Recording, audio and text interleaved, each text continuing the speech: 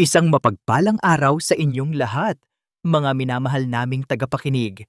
Muli, narito ang inyong lingkod, handang maghatid ng isang kwentong aantig sa ating mga puso at magbibigay ng bagong pag-asa. Sabi nila, ang pinakamalalim na sugat sa ating puso ang pinakamahirap paghilumin. Pero paano kung ang mismong sugat na iyon ang siyang magiging susi upang mapagaling ang karamdaman ng iba? Halina't pakinggan natin ang kwento ni Liwayway sa unang kabanata na pinamagatang ang bagong tagapag-alaga, ang lumang sugat. Ang alikabok ng mahabang biyahe ay kumapit sa bawat hibla ng damit ni Liwayway Diwa.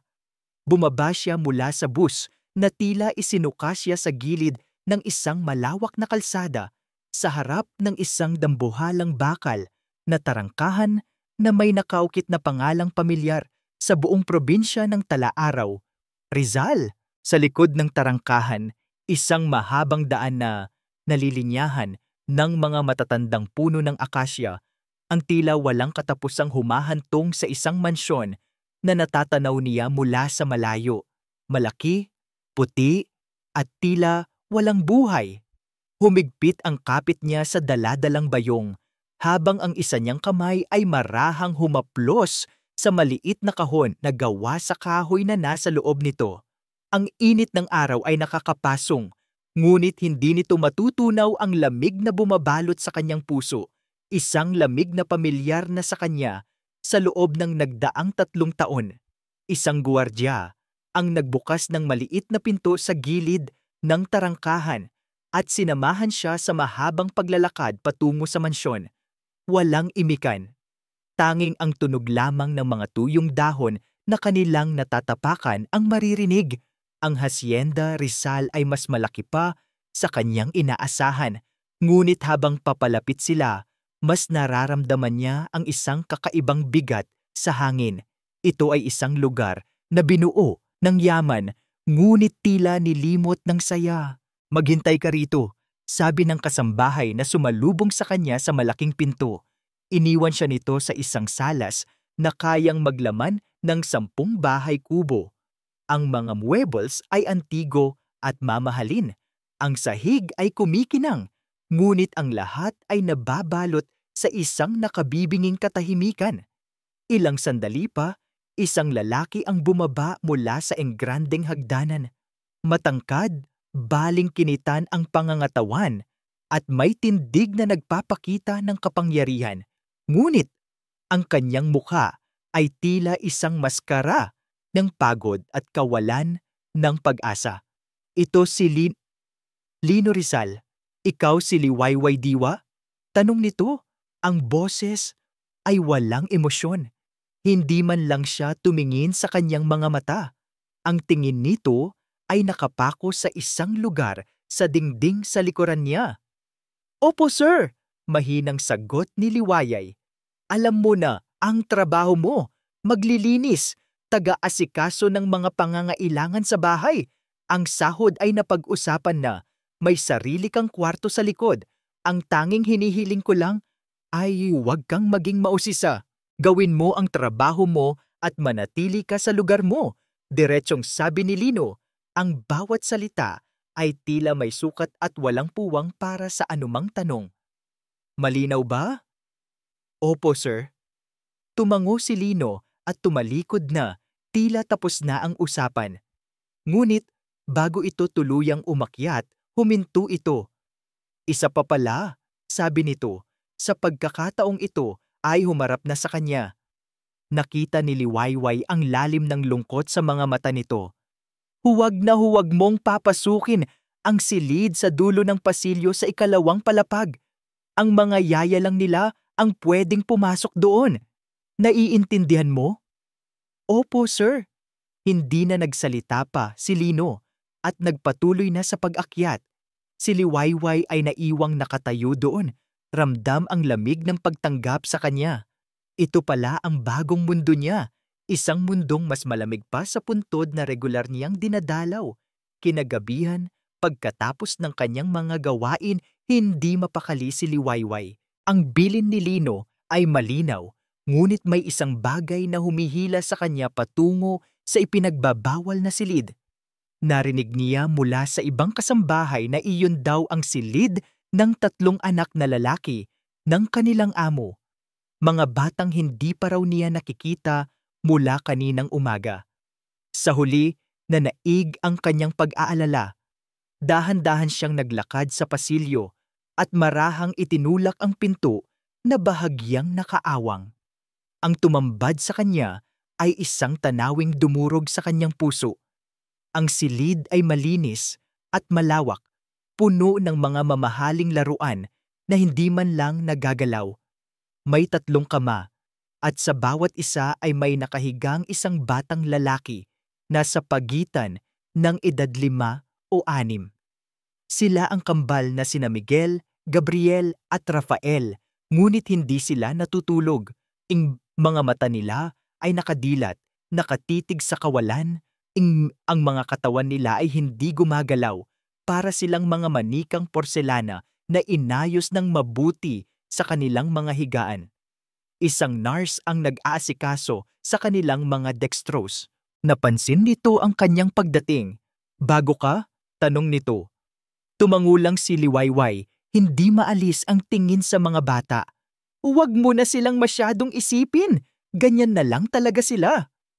Ang mga salitang iyon ay parang punyal na bumaon sa puso ni Liwayway. Isinara niya ang pinto at ang imahe ng 3 bata ay sumunod sa kanya pabalik sa kanyang maliit na silid. Ang mga matang walang buhay, ang mga katawang walang galaw, ang lahat ng ito ay nagbukas muli sa isang sugat sa kanyang pagkatao na akala niya ay nagsisimula ng maghilom. Naalala niya ang kanyang anak, ang kanyang munting anghel na ilang taon din siyang inalagaan sa higaan, umaasa sa isang milagrong hindi kailanman dumating. Ang sakit ay bumalik, sariwa at matindi. Hindi siya makatulog. Ang katahimikan ng hasyenda ay binasag ng kanyang mga hikbi. Sa gitna ng gabi, bumangon siya. Bumalik siya sa silid ng mga bata. Ang nurse ay wala na roon. Tanging ang mahinang tunog ng mga aparato ang maririnig. Umupo siya sa sahig sa gitna ng 3 kama. Tinitigan niya ang bawat isang mukha. Si Miguel na may matapang na itsura kahit sa kanyang paghiga. Si Gabriel na may maamong mukha. At si Rafael ang pinakamaliit sa 3. Hindi niya napigilan ang sarili. Mula sa kaibuturan ng kanyang kaluluwa, isang himig ang nagsimulang kumawala sa kanyang mga labi.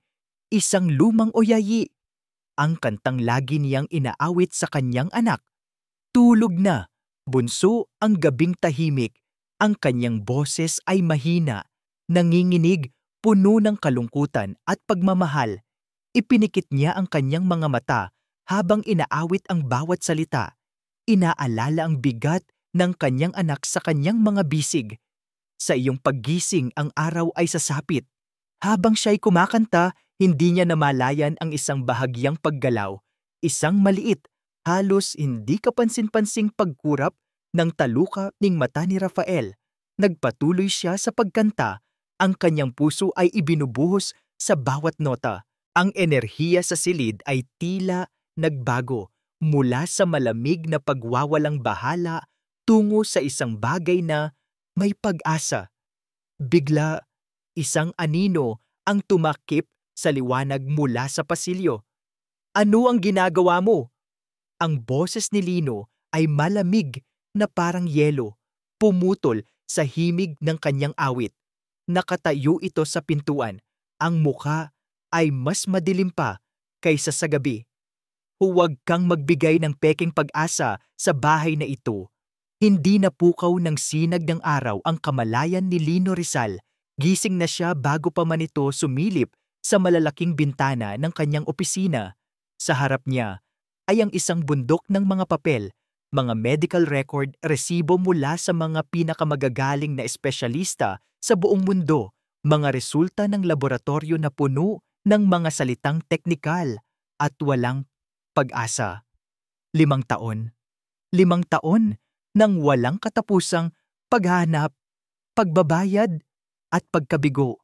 Bawat piraso ng papel ay isang paalala ng kanyang kawalang kapangyarihan bilang isang ama. Isinandal niya ang kanyang ulo sa mataas na sandalan ng kanyang silyang gawa sa balat. Ang galit na naramdaman niya kagabi nang makita si Liwayway sa silid ng kanyang mga anak ay napalitan ng isang pamilyar na pagod. Pinatalsik na niya ang hindi mabilang na mga yaya at tagapag-alaga, mga taong nangako ng kung ano-ano, mga taong sumuko rin sa huli. At itong si Liwayway, ano ang kaibahan niya? Isang kanta? Isang oyayi? Kalokohan? Iritado, tumayo siya at lumapit sa bintana. Hawak ang isang tasang kape na lumamig na. Mula roon, natatanaw niya ang malawak na hardin. At nandoon si Liwayway, nagpupunas ng mga salamin ng bintana sa may kusina. Ang paraan ng kanyang pagkilos ay kalmado, walang bakas ng pagmamadali. May isang kakaibang kapanatagan sa kanyang presensya na tila hindi nababagay sa bigat at lungkot na bumabalot. Sa Hacienda Rizal, nakaramdam si Lino ng inis. Inis dahil sa katahimikan ng babae. Inis dahil sa sarili niyang biglaang pag-iisip kung may pag-asa pa nga ba, gaano man kaliit. Isang tunog ng paparating na sasakyan ang pumutol sa kanyang pag-iisip. Isang itim at makintab na kotse ang pumasok sa driveway. Alam na niya kung sino iyon bago pa man ito bumaba. Ang kanyang ate, si Celestina. Lino! Ang boses ni Celestina ay pumuno sa salas, matinis at puno ng awtoridad. Pumasok ito na parang pag-aari niya ang buong mansyon. Suot ang isang mamahaling bestida at alahas na kumikinang. Diyos ko, para namang walang nag-aalaga sa lugar na ito. Ang mga halaman ay nalalanta. Bulyaw nito habang hinahaplos ang isang paso. Maayos ang lahat dito, ate. Walang ganang sagot ni Lino. Hindi pinansin ni Celestina ang kanyang sinabi. Ang mga mata nito ay agad na dumapo kay Liwayway na kagagaling lang sa kusina. Tinaasan niya ito ng kilay mula ulo hanggang paa. At sino na naman ito? Bago na naman? Si Liwayway? Tagalinis! Maikling sagot ni Lino. Ngumisi si Celestina, isang ngising hindi umabot sa kanyang mga mata. Mukha ngang tagalinis, siguraduhin mo lang na marunong siyang sumunod sa mga utos, Lino. Ang huling ipinasok mo rito ay halos sunugin ang kusina. Yumuko lamang si Liwayway at nagpatuloy sa kanyang gawain, tila hindi narinig ang masasakit na salita ng ginang. Ngunit nakita ni Lino ang bahagyang panginginig ng mga kamay nito. Sa hindi malamang dahilan, nakaramdam siya ng pangangailangang ipagtanggol ito, ngunit wala siyang masabi. Sanay na siyang dominahan ng kanyang ate. Lumipas ang maghapon na puno ng tensyon. Bawat kilos ni Liwayway ay tila binabantayan ng mapanuring mga mata ni Celestina. Ipinagbawal ni Lino sa kanyang isipan ang anumang pag-asa, ngunit hindi niya maiwasang sulyapan paminsan-minsan ang silid ng mga bata. Walang nagbago, tahimik pa rin, mahimbing na natutulog sa kanilang pagkagising. Nang gabing iyon, habang paakyat si Lino sa kanyang silid, narinig niya ulit ito. Isang mahinang himig, ang oyaying narinig niya kagabi. Galing ito sa silid ng mga bata. Dahan-dahan siyang lumapit. Ang puso niya ay may kakaibang kaba. Sumilip siya sa nakaawang na pinto. Nandoon si Liwayway, nakaupo sa tabi ng kama ni Gabriel. Hindi na ito kumakanta ng malakas. Ito ay isang bulong na lamang, habang marahan niyang hinihimas ang braso ng bata. Kahit hindi ka makapagsalita, naririnig mo ako, Gabriel. Bulong ni Liwayway. Kahit hindi ka makagalaw, nararamdaman mo ako. Huwag kang susuko, ha? Isang pagkutya ang namuo sa lalamunan ni Lino. Ano bang ginagawa ng babaeng ito? Nagbibigay ng walang saysay na pag-asa sa mga batang hindi na kailanman tutugon? Ngunit, bago pa siya makapasok para sawayin ito, isang bagay ang pumigil sa kanya. Ang mga daliri ni Gabriel nakita niya ito ng malinaw.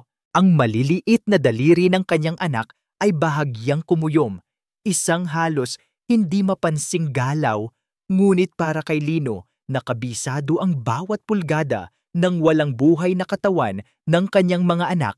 Iyon ay isang lindol. Nanlamig ang kanyang buong katawan. Nagkataon lang ba? Isang muscle spasm na laging sinasabi ng mga doktor?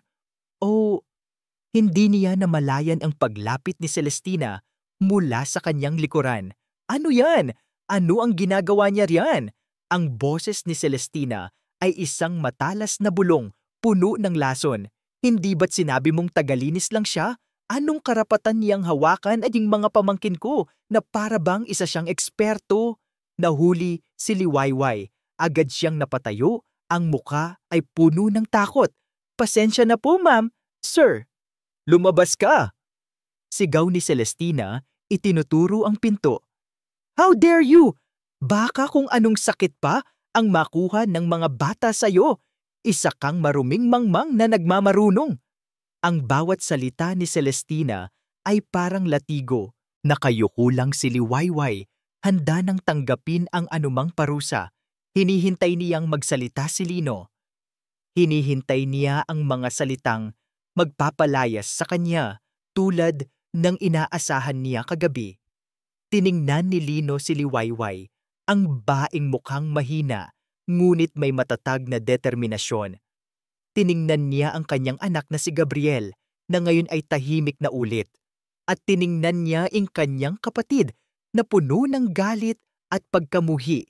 Ang galit na iyon, pamilyar iyon.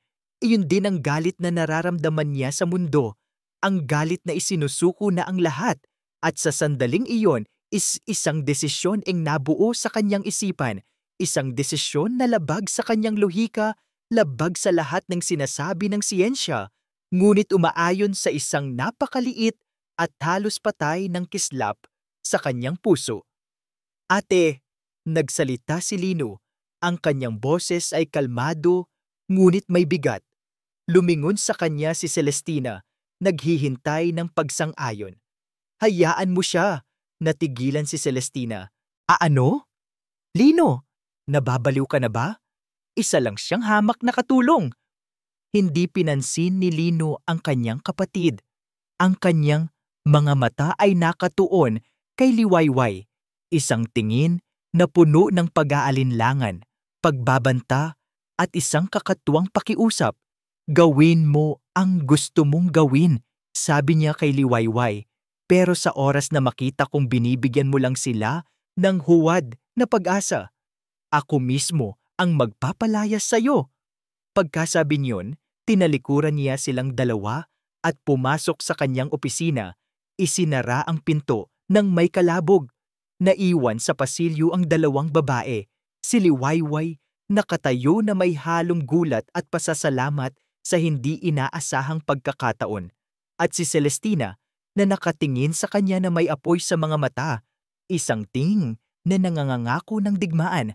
Ang mga ipinagbabawal na himig ay pinahintulutan na, ngunit kasabay nito, isang bagong laban ang opisyal na nagsimula sa loob ng malamig na pader ng Hacienda Rizal. Ang mga salitang binitawan ni Lino, hayaan mo siya, ay naging isang hindi nakikitang pader na pansamantalang nagbigay proteksyon kay Liwayway mula sa nag-aapoy na galit ni Celestina. Hindi ito nangahulugan na tumigil ang matatalas na tingin o ang masasakit na parinig ng ginang, ngunit binigyan nito si Liwayway ng espasyo para gawin ang sa tingin niya ay tama. At para sa kanya, iyon ay sapat na. Sa mga sumunod na araw, ang silid ng tatlong bata ay unti-unting nagbago.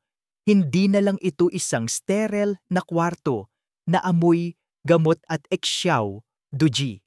Dinala ni Liwayway ang labas sa loob. Naglagay siya ng mga sariwang bulaklak sa florera. Binubuksan niya ang bintana tuwing umaga para pumasok ang sinag ng araw at ang huni ng mga ibon. Para kay Celestina, ito ay kalokohan. Para sa mga nurse, ito ay dagdag trabaho. Ngunit para kay Liwayway, ito ay pagpapaalala sa mga batang natutulog na may isang mundong naghihintay sa kanilang paggising. Isang hapon, habang marahang minamasahe ang mga binti at braso ng mga bata, sinimulan niyang ikwento ang alamat ng mga bituin. Sabi ng mga matatanda, panimula niya, ang kanyang boses ay mahina at malambing. Ang bawat bituin sa langit ay isang pangarap na naghihintay matupad. Kaya kapag gabi, sumisilip sila, nagbabantay, naghahanap ng mga matang titingala sa kanila at hihiling. Pinagpatuloy niya ang kwento, dinadama ang bawat kalamnan sa ilalim ng kanyang mga palad. Ginamit niya ang kanyang mga daliri para gayahin ang paglakad sa mga binti ni Miguel, ang paglangoy sa mga braso ni Rafael, at ang paglipad sa mga kamay ni Gabriel. Hindi na lang ito simpleng masahe. Ito ay isang paanyaya. Isang paanyaya para sa kanilang mga diwa na alalahanin kung paano gumalaw. Ang kanyang mapayapang sandali ay biglang nagambala. Talaga namang nag-e-enjoy ka sa pagiging storyteller. Ano? Ang boses ni Celestina ay pumunit sa katahimikan mula sa pintuan. Pumasok ito na may dalang isang tasa ng tsia. Ang kanyang mga mata ay nang-uusig. Baka sa susunod, magdala ka na rin ng papet at magkaroon ng isang buong palabas. Hindi sumagot si Liwayway.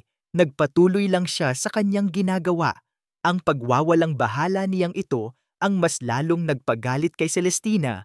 Kinagabihan, sa kusina, habang naghahanda si Liwayway ng kanyang simpleng hapunan, hinarang siya ni Celestina. Hindi ko alam kung anong mahika ang ginamit mo sa kapatid ko. Simula nito, ang boses ay mababa at puno ng pagbabanta. Pero sinasabi ko sa iyo, hindi ako katulad niya. Nakikita ko kung ano ka talaga.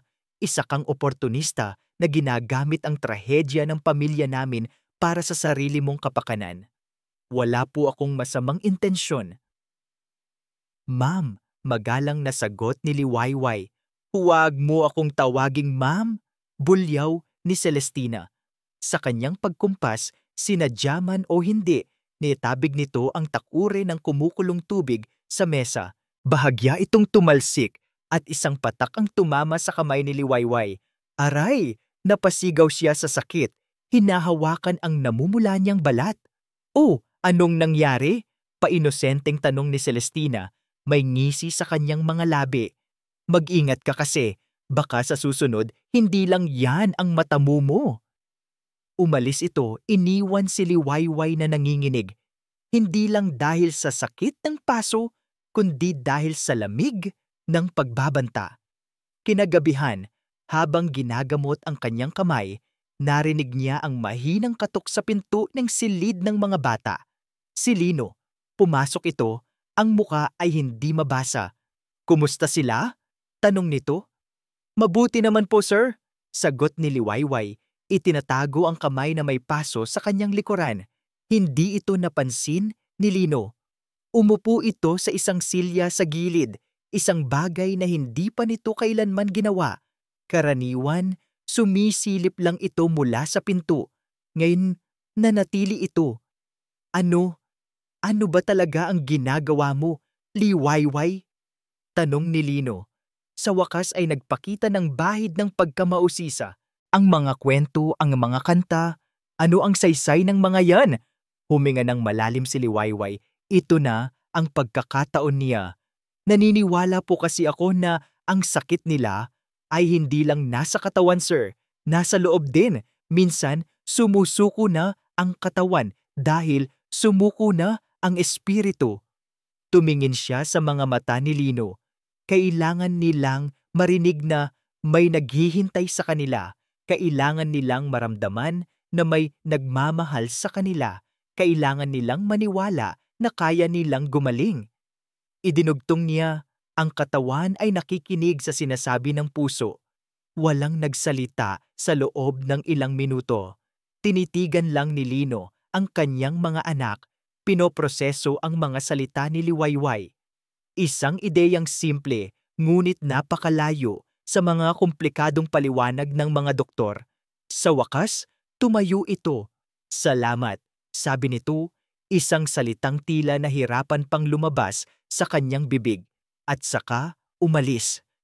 Naiwan si Liwayway na may panibagong lakas. Ang pag-upo at pakikinig ni Lino ay isang malaking hakbang, isang senyales na ang pader ng pagdududa ay nagsisimula ng magkaroon ng lamat. Dahil sa inspirasyon, lumapit siya sa kama ni Gabriel, ang batang may pinakamaamong mukha. Hinawakan niya ang kamay nito at sinimulan niyang awitin muli ang kanyang oyayi. Sa pagkakataong ito, hindi lang ito awit ng kalungkutan para sa nakaraan. Ito ay isang awit ng pag-asa para sa hinaharap. Tulog na, bunso, ang gabing tahimik. Ibinuhos niya ang lahat ng kanyang pananabik, lahat ng kanyang panalangin sa bawat nota. Sa iyong paggising, ang araw ay sasapit. Habang nasa kalagitnaan siya ng kanta, may narinig siyang isang tunog. Hindi ito galing sa kanya, Julie. Hindi rin ito galing sa mga makina. Napahinto siya. Tinitigan niya si Gabriel. Ang bibig ng bata ay bahagyang nakabuka. Hinintay niya. Ang kanyang paghinga ay halos maputol. At pagkatapos, nangyari ito isang tunog na halos hangin lang. Mahina. Garalgal. Ngunit malinaw. Hindi ito isang walang saysay na ungol. Ito ay isang pantig, isang salita na sinusubukang mabuo.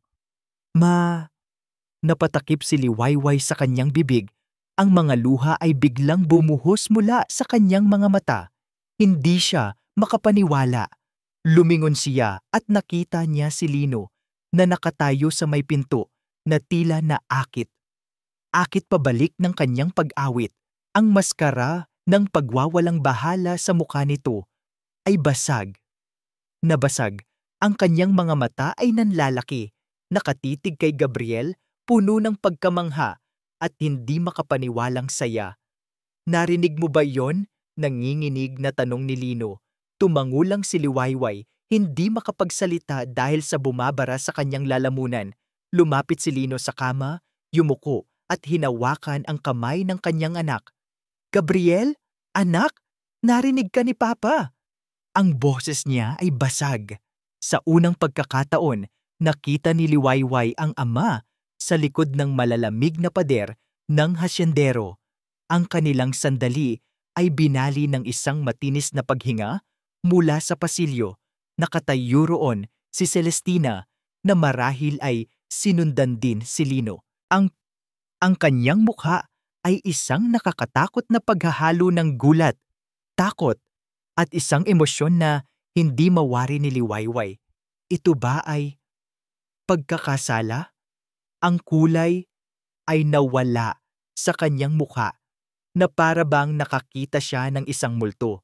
Ang milagrong matagal nang ipinagdarasal ng lahat, ang milagrong palagi niyang itinatanggi at kinukutya ay nagganap sa harap mismo ng kanyang mga mata. Sa silid na yon, sa gitna ng tatlong tao na may magkakaibang damdamin, ang nagagalak na ama, ang umiiyak na tagapag-alaga, at ang natatakot na tiyahin, isang bagong kabanata ang nagsimula. Ang unang milagro ay naganap, at kasama nito, ang unang sinag ng tunay na pag-asa ay tumagos sa madilim at tahimik na pader ng Hacienda Rizal. Ang salitang "Ma" na binitiwan ni Gabriel ay naging isang malakas na lindol na yumanig sa pundasyon ng pagdududa ni Lino Rizal. Sa isang iglap, ang mga taon ng pagkabigo, ang mga payo ng mga doktor, ang mapangutyang realismo ni Celestina, lahat ng iyon ay gumuho. Pinalitan ito ng isang damdaming matagal na niyang hindi naramdaman, ang purong pag-asa. Dahil dito, ang buong hasyenda ay tila nagkaroon ng bagong buhay. Ang dating malamig at malungkot na mansyon ay nagkaroon ng bahagyang init. Hindi na iniisip ni Lino si Liwayway bilang isang simpleng tagapag-alaga o tagalinis. Sa kanyang mga mata, siya ay isang anghel, isang sugo ng himala. Binigyan niya ito ng buong kalayaan Sa pag-aalaga sa mga bata, isang desisyong lalong ikinagalit ni Celestina na ngayon ay tila anino na lang na nagmamasid sa isang sulok. Isang umaga, habang inaayos ni Lino ang ilang lumang gamit sa bodega, nakita niya ang isang maliit na kabayong kahoy na siya mismo ang gumawa noong bata pa siya. Kupas na ang pintura at may sira na sa isang paa, ngunit nagbalik ito ng mga alaala. Isang ideya ang biglang pumasok sa kanyang isip. Dinala niya ang sirang laruan sa hardin kung saan nagdidilig si Liwayway. Liwayway, tawag niya, isang bagong lambing ang maririnig sa kanyang boses. Sa tingin mo, magagawa pa natin ito? Ngumiti si Liwayway nang makita ang laruan. Siyempre naman po sir, kaunting kiskis, pako at pintura lang ang kailangan niyan. At doon, sa ilalim ng isang malaking puno ng mangga, nagsimula sila. Si Lino ang nagkumpuni sa kahoy at si Liwayway naman ang nagliha para kuminis ito. Sa una may ilangan pa sa pagitan nila, ngunit habang tumatagal napalitan ito ng mga ngiti at kwentuhan. Nalaman ni Lino na mahusay pala sa sining si Liwayway at nalaman naman ni Liwayway na may nakatagong malambot na puso sa likod ng pagiging seryoso ni Lino. Dahan-dahan, natatawang sabi ni Liwayway nang minsang halos mapukpok ni Lino ang sariling daliri. Masyado kasing nakakagambala ang ngiti mo. Birong sagot ni Lino na hindi na malayang nasabi niya pala ito ng malakas. Nagkatinginan sila. Sa sandaling iyon, habang sabay nilang inaabot ang isang piraso ng liha, nagdikit ang kanilang mga kamay. Isang kuryente ang tila dumaloy sa kanilang dalawa. Mabilis na binawi ni Liwayway ang kanyang kamay. Ang kanyang pisngi ay namumula. Ngumiti lang si Lino, isang tunay na ngiti na ngayon lang ulit nakita sa hasyenda. Sa di kalayuan, mula sa bintana ng kanyang silid, nasasaksihan lahat ni Celestina ang namumuong paglalapitan. Ang bawat hagikgik, ang bawat tinginan ay parang karayom na tumutusok sa kanyang dibdib. Hindi pwede ito. Kailangan niyang gumawa ng paraan. Kinuha niya ang kanyang telepono at nagdial. "Hello? Kailangan ko ng serbisyo mo," sabi niya sa kausap sa kabilang linya. Ang kanyang boses ay malamig at mapanganib. May isang babae, pangalan niya ay Liwayway Diwa. Alamin mo ang lahat tungkol sa kanya, lahat ng kanyang nakaraan, lahat ng kanyang tinatagong baho. Babayaran kita ng malaki. Kinahapunan, pagkatapos nilang pinturahan ang kabayong kahoy, inaya ni Lino si Liwayway na maglakad. "Gusto kong ipakita sa iyo ang buong hasyenda," sabi niya. Naglakad sila sa gitna ng malawak na plantasyon ng tubo, sa ilalim ng ginintuang kulay ng papalubog na araw. Sa unang pagkakataon, nagkwento si Lino tungkol sa kanyang sarili. Ikinuwento niya ang tungkol sa kanyang mga magulang, ang bigat ng pagpapatakbo sa hasyenda, at ang kanyang mga pangarap para sa kanyang mga anak bago mangyari ang trahedya. Minsan, naiisip ko, baka parusa ito sa akin, malungkot niyang pag-amin. Baka may nagawa akong mali. "Huwag po ninyong isipin yan, sir," mahinang sagot ni Liwayway. May mga bagay lang talaga sa mundo na nangyayari nang walang paliwanag. Ang mahalaga ay kung paano tayo babangon. Ang kanyang mga salita, simple ngunit puno ng karunungan, ay gumaan sa pakiramdam ni Lino. Sa babaeng ito, nakahanap siya hindi lang ng pag-asa para sa kanyang mga anak, kundi pati na rin ng isang kaibigan. Isang bagay na hindi niya akalaing kailangan niya pala. Samantala, sa loob ng mansyon, sinamantala ni Celestina ang pagkakataon. Alam niyang ito na ang oras. Dahan-dahan siyang pumasok sa maliit na silid ni Liwayway. Simple lang ang kwarto, malinis at halos walang gamit. Ngunit, isang bagay ang agad na pumukaw sa kanyang pansin. Isang maliit na baul na gawa sa kahoy, nakalagay sa ilalim ng kama. Nakakandado, ito. "Ano kaya ang tinatago mo?" bulong ni Celestina sa sarili. Kumuha siya ng hairpin mula sa kanyang buhok at sinubukang buksan ang kandado. Pawis na pawis siya sa kanyang ginagawa. Ang puso niya ay kumakabog sa kaba at pananabik. Pagkatapos ng ilang pagsubok, narinig niya ang isang mahinang click. Bumukas ang kandado. Dahan-dahan niyang itinaas ang takip ng baul. Ngunit bago pa niya makita ang laman nito, isang malakas na boses, ponbabos, ang pumuno sa silid. Isang boses na hindi pa niya kailanman narinig mula sa mahinahong babae. "Huwag mong hawakan yan!" Napatayo si Celestina sa gulat. Nakatayo sa pintuan si Liwayway. Ang kanyang dibdib ay mabilis na umaakyat baba. Ang mga matay ay nanlilisik sa galit at isang uri ng takot na hindi pa nakikita ni Celestina kailanman. Ang dating maamo at mapagkumbabang tagapag-alaga ay naglaho. Sa kanyang kinatatayuan, isang babaeng handang pumatay para protektahan ang isang lihim. Ang tensyon sa pagitan ni Liwayway at Celestina pagkatapos ng insidente sa kahon ay halos hinihiwa sa hangin. Naging maingat ang bawat kilos ni Liwayway habang si Celestina naman ay nagbato ng mga tinging mas matalas pa sa kutsilyo. Ngunit sa kabila nito, isang bagay ang nagbago. Ang suporta ni Lino. Kinaumagahan, nilapitan siya nito habang nag-ayos siya ng mga bulaklak. "Liwayway," mahinahon nitong sabi, "tungkol kagabi, pasensya na sa inasal ng ate ko." "Wala po iyon, sir," sagot ni Liwayway na kayuko. Pagkatapos ay buong lakas loob siyang nag-angat ng tingin. "At pasensya na rin po sa naging asta ako. Hindi ko po sinasadyang sigawan si Ma'am Celestina." "Naiintindihan ko," sabi ni Lino. May pag-aalinlangan sa kanyang mga mata. "Pero ang kahon, ano ang laman niyon?" Iling si Liwayway. Ang puso ay kumikirot. "Sana po maintindihan niyo. May mga bagay na sa akin na lang muna. Hindi po ito masama. Pangako." Tinitigan siya ni Lino ng matagal. May bahagi sa kanya na gustong magpumilit, ngunit may mas malaking bahagi na nagsasabing magtiwala. Sa huli, tumango ito. Ang maliit na misteryo na iyon amayo nag-iwan ng bahagyang duda sa isip ni Lino.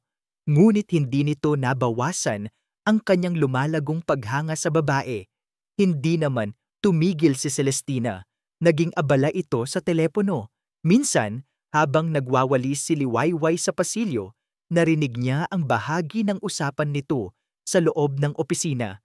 Mga salitang tulad ng hindi lisensyado, walang patunay, folk healer, at delikado. Alam ni Liwayway na siya ang pinag-uusapan. May mga araw na may mga bisitang dumarating, mga dating doktor at therapist ng mga bata. Nakakausapin si Celestina sa salas. Pagkatapos ay titingnan siya ng mga ito na may pagdududa at pagkutya bago umalis. Ramdam ni Liwayway ang unti-unting pagkalat ng lason sa himpapawid, ngunit hindi siya nagpatinag.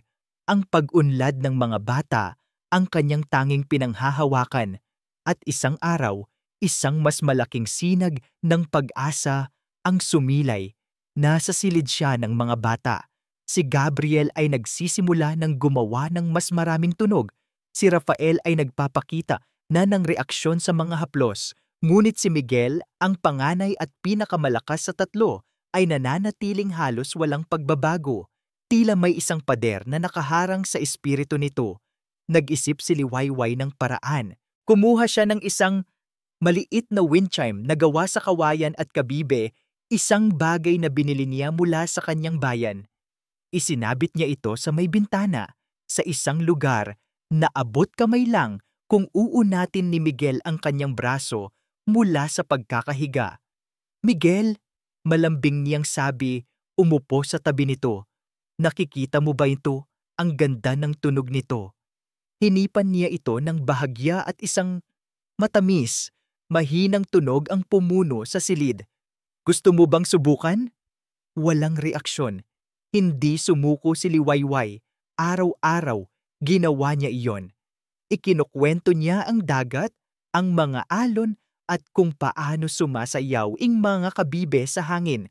At isang hapon, habang kinakantahan niya ito, nakita niya ang isang kislap sa mga mata ni Miguel. Isang kislap ng interes. "Sige na Miguel, abutin mo. Pakinggan mo ing musika ng dagat," bulong niya. Tinitigan ni Miguel ang wind chime. Nakita ni Liwayway ang panginginig ng balikat nito. Isang senyales ng pagsisikap. Ang mga ugat sa leeg nito ay lumitaw. Ang noo nito ay pinagpawisan. Buong lakas nitong sinusubukan. Ang buong katawan nito ay nanginginig sa hirap. "Konti pa, anak. Kaya mo yan." Halos pabulong na, sabi ni Liwayway.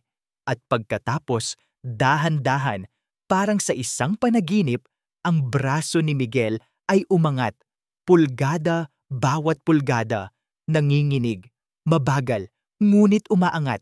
Itinaas nito ang kanyang kamay hanggang sa ang kanyang mga daliri ay sumayad sa mga nakabiting kabibe. Ting! Ting! Ang pinakamagandang tunog na narinig ni Liwayway sa buong buhay niya. Napaluha siya sa tuwa. Niyakap niya si Miguel. Nagawa mo! Nagawa mo, Miguel! Ang galing-galing mo!" Sakto namang pumasok si Lino sa silid. Nakita niya ang tanawin. Si Liwayway na umiiyak habang yakap ang kanyang anak at ang kamay ni Miguel na nakataas pa rin, bahagyang gumagalaw at pinatutunog ing wind chime. Napatigil si Lino. Ang kanyang paghinga ay nawala. Ang kanyang puso ay lumundag. Lumapit siya, hindi makapaniwala sa kanyang nakikita. "Liwayway!" Ang kanyang boses ay puno ng pagkamangha. Nang gabing iyon, hindi mapawi ang ngiti sa mga labi ni Lino. "Kailangan nating magdiwang," sabi niya. Naglabas siya ng isang bote ng alak at 2 kopita at inaya si Liwayway sa hardin. Umupo sila sa ilalim ng kalangitan na puno ng bituin. Ang hangin ay mabango dahil sa mga bulaklak ng Dama de Noche. "Hindi ko alam kung paano kita pasasalamatan, Liwayway," sabi ni Lino. Ang kanyang mga mata ay kumikinang sa sinag ng buwan. "Binago mo ang lahat. Binalik mo ang pag-asa sa bahay na ito, sa buhay ko." "Ginagawa ko lang po kung ano ang nararapat," nahihiyang sagot ni Liwayway. Ramdam ang init na gumagapang sa kanyang mga pisngi na hindi lang dahil sa alak. "Hindi. Higit pa sa nararapat ang ginagawa mo." Tinitigan siya ni Lino, ngunit sa pagkakataong ito, iba na ang kanyang tingin. Hindi na ito tingin ng isang amo sa isang katulong. Ito ay tingin ng isang lalaki sa isang babae. "May dala kang liwanag, Liwayway. Isang sinag sa gitna ng kadiliman namin." Dahan-dahan, inilapit niya ang kanyang kamay at marahang hinaplos ang pisngi nito. Napapikit si Liwayway sa init ng kanyang palad. Ang kanyang puso ay kumakabog ng napakabilis na parang gusto nang kumawala sa kanyang dibdib. Dahan-dahang inilapit ni Lino ang kanyang mukha. Papalapit, papalapit, nang biglang, "Sir Lino! Sir Lino!" Isang kasambahay ang tumatakbo papalapit, humahangos at puno ng pag-aalala. Agad silang napatayo. "Anong nangyayari, Rosa?" Nag-aalalang tanong ni Lino. "Sir, nariyan po ang DSWD, mga taga-social services." Gulat na sabi ng katulong. Kasama po nila si Ma'am Celestina. Nanlamig ang buong katawan ni Liwayway. "Bakit daw?" tanong ni Lino. Ang kanyang boses ay nagbabadya ng panganib. "May sumbong daw po." Humihingal na sabi ni Rosa na inaabuso daw po ni Ma'am Liwayway ang mga bata gamit ang mga disyentipikong paraan. Ang magandang gabi ay biglang naging isang bangungot. Ang mainit na sandali ay pinatay ng malamig na katotohanan. Ang sinag ng liwanag ay biglang tinakpan ng pinakamadilim na ulap. Ang init ng sandaling iyon sa hardin ay biglang pinatay ng malamig na hangin ng katotohanan. Sinalubong ni Lino ang mga taga-DSWD sa salas na may nag-aalab na galit sa kanyang mga mata.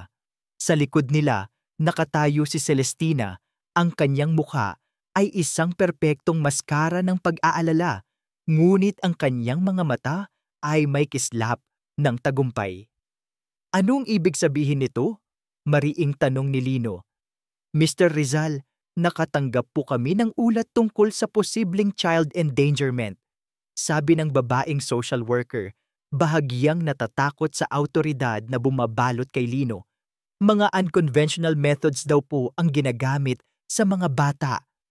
Walang inaabuso sa pamamahay na ito. Halos dumagundong ang boses ni Lino sa buong mansyon. Ang babaeng isinusumbong ninyo ang siyang nagbigay ng unang milagro sa mga anak ko sa loob ng 5 taon. Kaya, kung wala kayong maipapakitang matibay na ebidensya, umalis na kayo sa hasyenda ko dahil sa tindi ng kanyang pagtatanggol at kakulangan ng anumang patunay. Walang nagawa ang mga social worker kundi ang magpaumanhin at umalis. Nang maisara ang pinto, hinarap ni Lino ang kanyang kapatid. Ang galit niya ay parang isang bulkan na sasabog. Anong ginawa mo, Celestina? Ginawa ko lang kung ano ang tama, sagot ni Celestina, hindi natitinag. Pinoprotektahan ko ang pamilyang ito mula sa isang manloloko. Hindi mo siya kilala, Lino.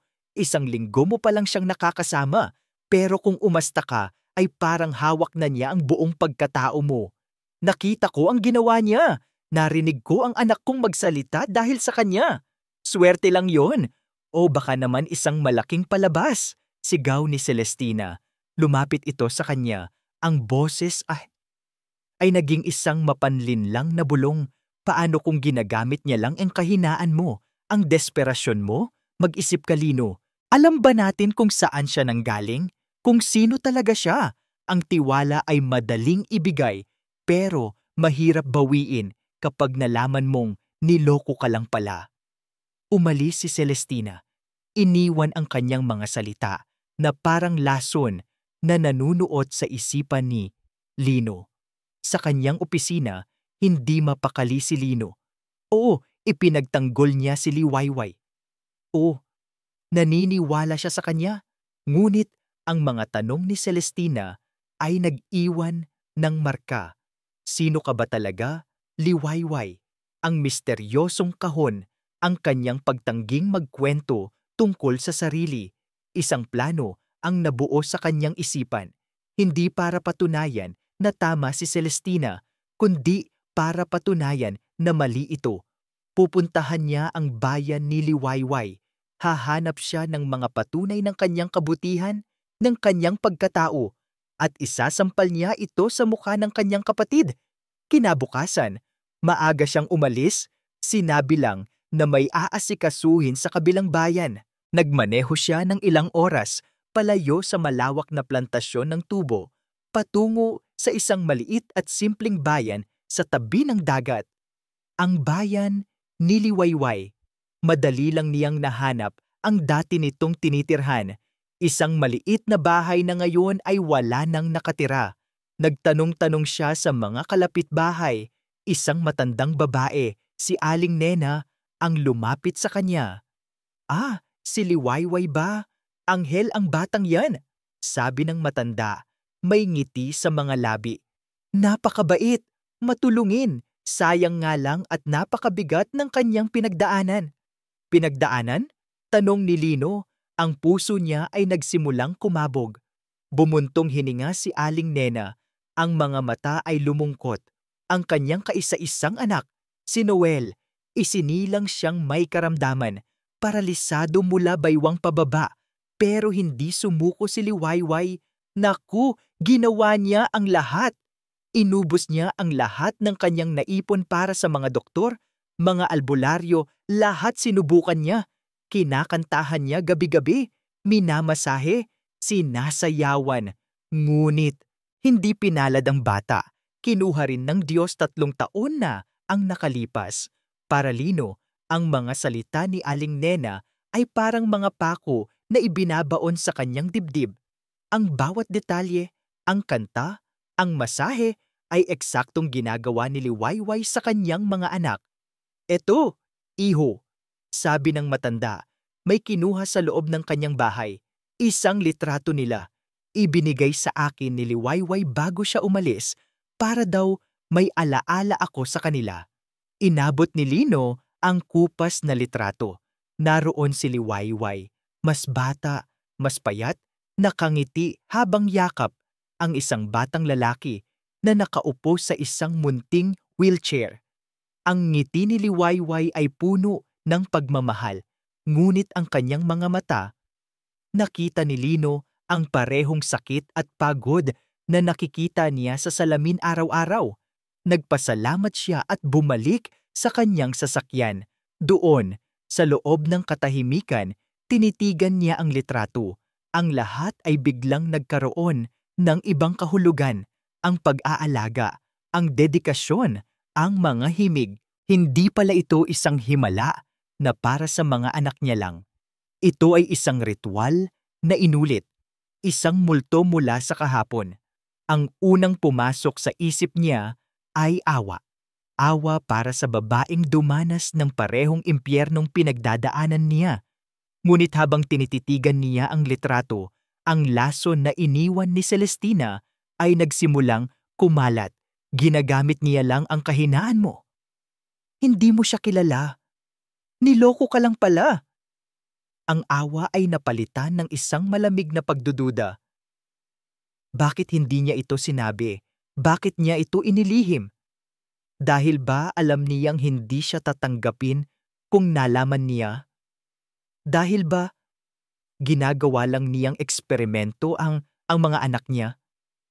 Isang pangalawang pagkakataon para magtagumpay kung saan siya nabigo noon? Ang pusong nag-uumapaw sa paghanga at nagsisimulang umibig kanina lang ay biglang nanlamig. Ang tiwala ay naging abo. Ang naramdaman niya ay hindi na awa, kundi pagtataksil. Ginagawa mo lang ba kaming pamalit sa anak mo? Buong bayahe pabalik sa hasyenda, wala siyang ibang inisip kundi ang tanong na iyon. Pagdating niya, gabi na. Nakita niya si Liwayway na naghihintay sa may beranda. Ang muka ay nagliwanag nang makita ang kanyang sasakyan. Tumakbo ito papalapit habang bumababa siya. May ngiti sa mga labi. Sir Lino, mabutit nakabalik na kayo. Kumusta po ang baya? Hindi niya pinansin ito. Naglakad siya diretso. Nilampasan niya si Liwayway na para bang isa itong hangin. Ang init sa mga mata niya kanina ay napalitan ng isang napakalamig na kawalan. Naiwan si Liwayway na nakatayo roon. Ang kanyang ngiti ay unti-unting naglaho. Ang kanyang kamay ay nanatiling nakaangat sa ere. Naramdaman niya ang malamig na hampas ng pagbabago. Isang hampas na mas masakit pa sa anumang pisikal na sakit at hindi niya alam kung bakit. Ang bawat araw sa Hacienda Rizal ay naging isang pagsubok sa katatagan ni Liwayway. Ang init at pag-asa na unti-unting namuo ay biglang naglaho na parang isang panaginip, pinalitan ng isang malamig at mabigat na realidad. Ang Lino na nakasama niyang bumuo ng kabayong kahoy, ang Lino na halos humalik sa kanya sa ilalim ng mga bituin ay naglaho na. Ang natira ay ang Lino ng unang araw niya, malayo, walang emosyon at may mga matang tila tumatagos sa kanya na parang hindi siya nag-e-exist. Ang kanilang mga interaksyon ay naging limitado at formal. Liwayway, pakidala ang mga report na ito sa opisina. Liwayway, siguraduhing na inom na ng mga bata ang kanilang bitamina. Wala nang ngiti, wala nang biruan, tanging mga utos na lang. Isang umaga, hindi na niya natiis. Tinipon niya ang lahat ng kanyang lakas ng loob at hinarap ito bago ito pumasok sa kanyang sasakyan. Sir Lino, panimula niya, ang boses ay nanginginig ng bahagya.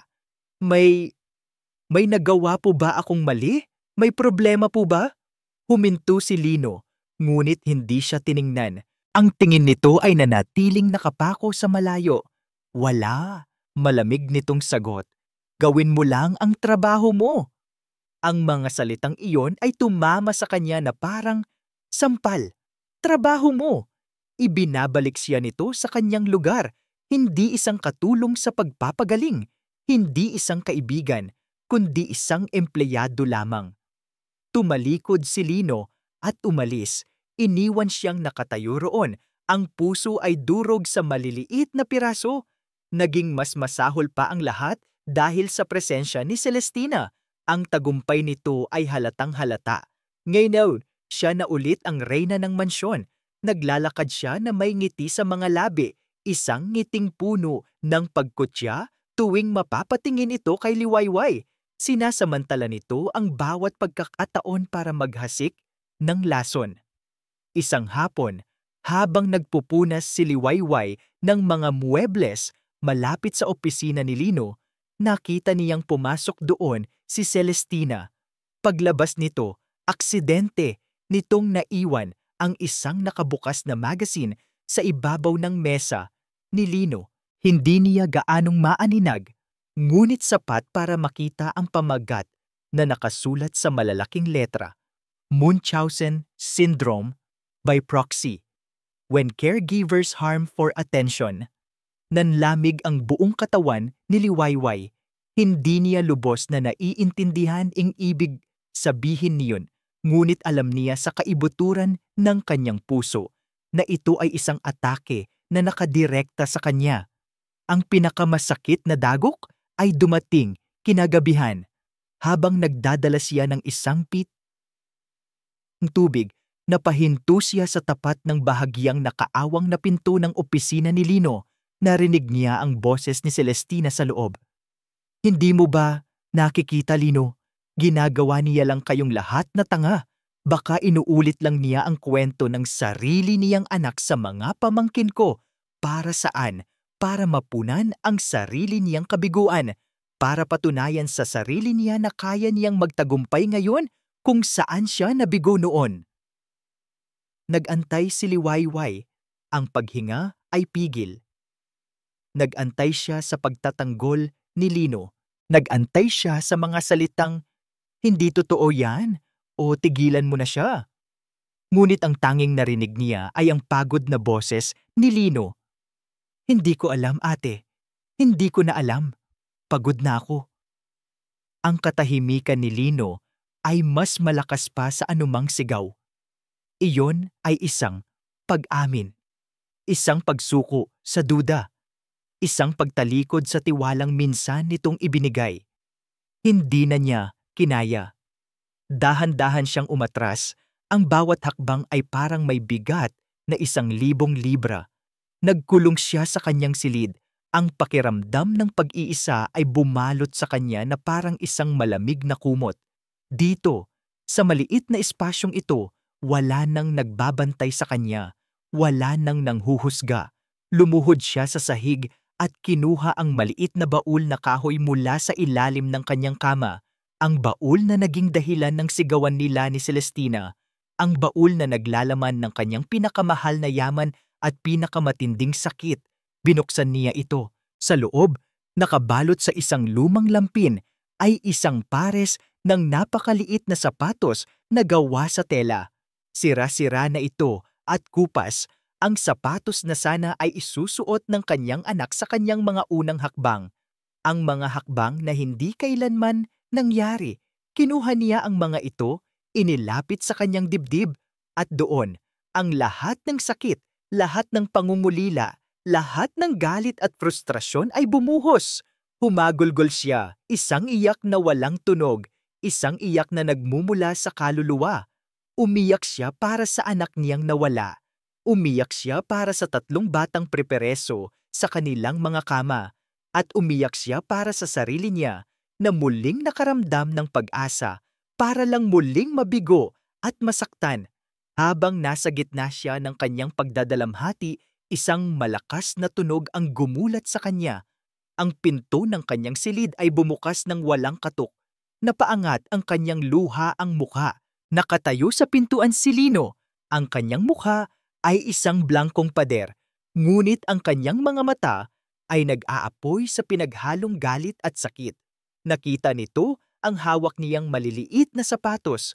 Nakita nito ang kanyang pag-iyak. Ang kanyang pinakatatagong kahinaan ay nakalantad.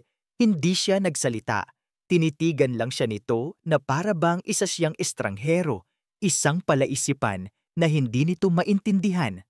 At pagkatapos, Sa isang boses na kasing lamig ng yelo, ibinato nito ang tanong na matagal nang gumugulo sa kanyang isipan. Sino ka ba talaga, Liwayway?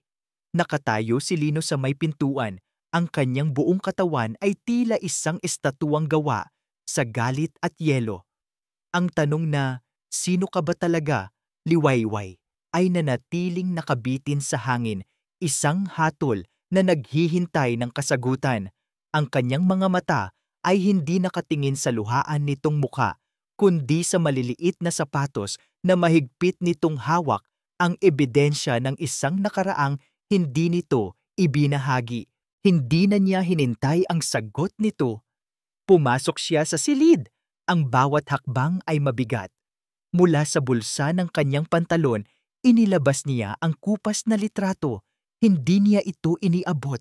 Ibinato niya ito sa kama, sa tabi mismo ni Liwayway. Sagutin mo ako! Utos niya. Ang boses ay walang anumang bahid ng lambing na minsan nitong narinig.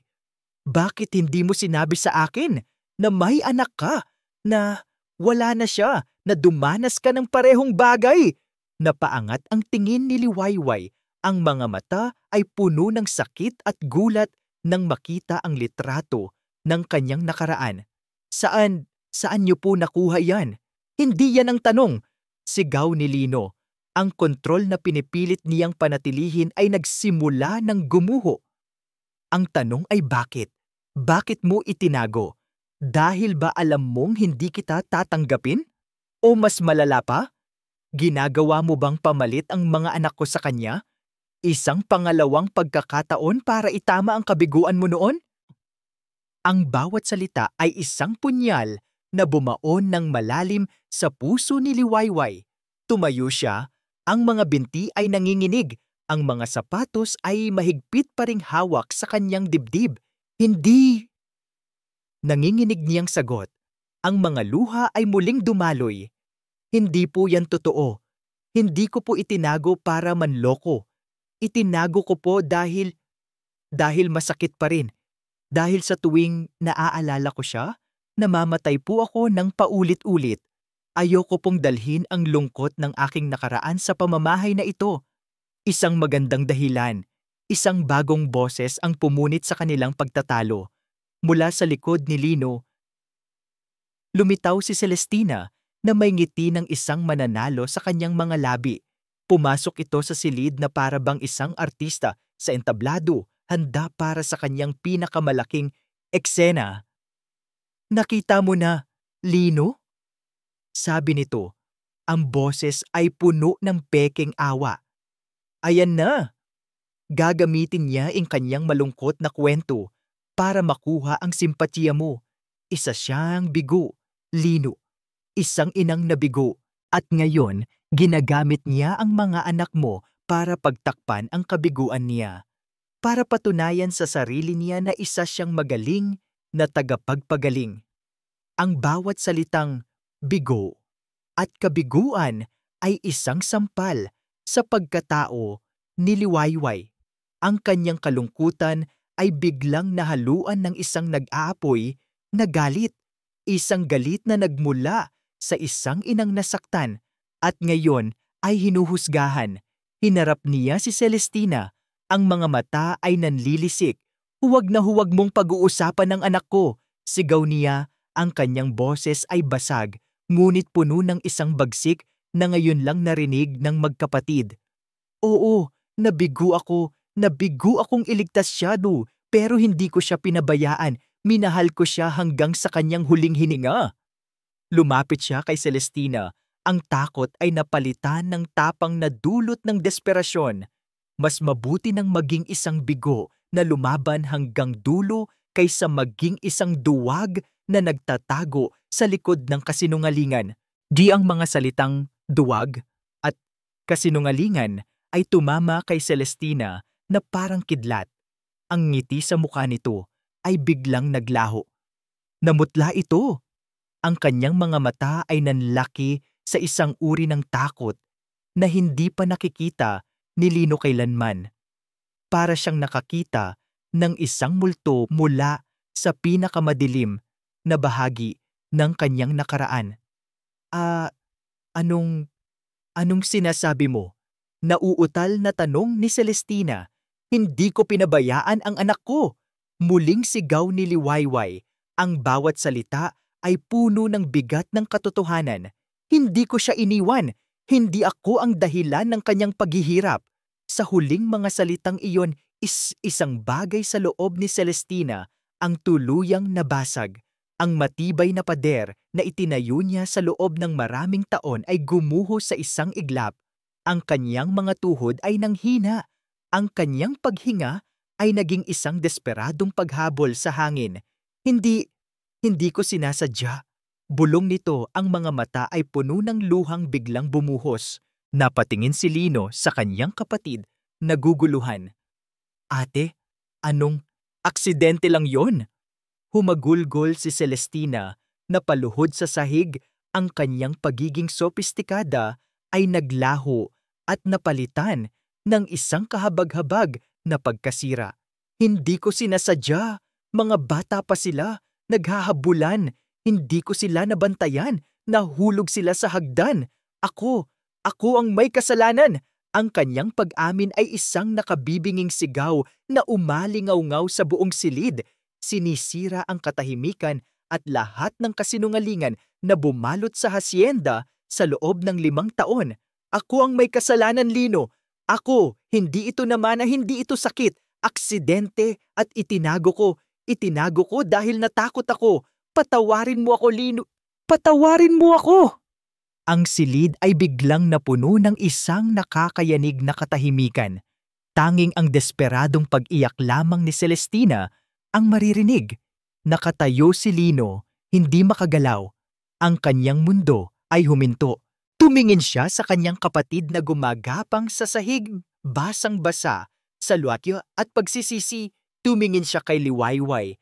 Ang babaeng ilang minuto lang ang nakalipas ay buong galit niyang inakusahan na ngayon ay nakatayo na may bakas ng gulat at awa sa mukha. Ang lason ng duda, ang multo ng kahapon, lahat ng iyon ay hindi pala tungkol kay Liwayway. Ito ay tungkol sa kanila. Ang kasinungalingan ay nasa loob na pala ng kanyang pamamahay mula pa sa simula. At siya sa kanyang pagiging bulag ay naging kasangkapan para saktan ang nag-iisang taong nagdala sa kanila ng katotohanan. Ang kanyang mundo ay nabasag. Ang sigaw ng katotohanan ay iniwan ang silid at ang buong Hacienda Rizal na nababalot sa isang nakabibinging katahimikan. Ang katahimikang iyon ay mas masakit kaysa sa anumang sigaw. Para kay Liwayway, ang hangin ay naging napakabigat. Halos hindi na niya ito mahinga. Nakita niya kung paanong ang mga kasambahay ay pumasok para alalayan ang isang tuluyang nasirang Celestina na wala ng tigil sa pag-iyak at pagbulong ng patawad. Ang dating matapang at palalong ginang ay isa na lamang basag na salamin. Ngunit ang mas tumatak sa isipan ni Liwayway ay si Lino. Hindi ito nagsalita. Hindi ito gumalaw. Nakatayo lang ito na parang isang puno na tinamaan ng kidlat, matibay sa labas, ngunit sunog at abo na sa loob. Pagkatapos, nang walang sinasabi, tumalikod ito, pumasok sa kanyang opisina at isinara ang pinto. Ang kalabog ng pagsara ay isang hatol, isang pader na muling itinayo sa pagitan niya at ng buong mundo. Naiwan si Liwayway sa gitna ng kaguluhan, isang estranghero sa trahedya ng pamilyang hindi naman kanya. Ang mga akusasyon ni Lino ay umuulit-ulit pa rin sa kanyang isipan, ngunit wala na itong bigat. Ang galit ay napalitan ng isang malalim at nakalulunod na aw. Bumalik siya sa kanyang silid, ngunit hindi na niya ito naramdaman na parang sa kanya. Ang buong hasyenda ay naging isang dayuhang lugar. Ang misyon niya rito ay tapos na. Ang ipinunta niya rito ay para magpagaling ng isang karamdamang inakala nilang isang sumpa. Ngunit ngayon, alam na niya ang katotohanan. Ang kailangan ng pamilyang ito ay hindi isang healer. Ang kailangan nila ay panahon para ayusin ang mga nasira, para magpatawaran, para pulutin ang mga piraso ng kanilang nabasag na mundo. At sa prosesong iyon, wala siyang lugar. Higit pa roon, ang komprontasyon kanina ay muling bumiyak sa kanyang sariling mga sugat.